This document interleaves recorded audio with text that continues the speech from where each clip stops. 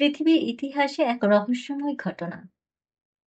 ২ ফেরেশতার আগমন, হারুত, মারুত, যাদের পাঠানো হয়েছিল এক বিশেষ উদ্দেশ্যে।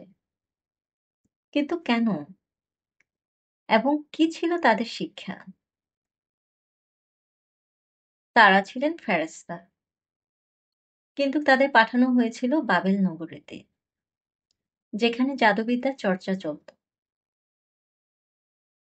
কোরআনে সূরা বাকারা আয়াত ১০২ তে বলা হয়েছে, হারুত মারুত মানুষকে জাদুবিদ্যার প্রকৃতি শেখাতো। কিন্তু তারা স্পষ্ট সতর্ক করত, আমরা তো শুধু পরীক্ষা স্বরূপ এসেছি, সুতরাং তুমি কুফরি করো না। কিন্তু মানুষ কি সতর্ক হয়েছিল, নাকি তারা এই বিদ্যাকে অপব্যবহার করল?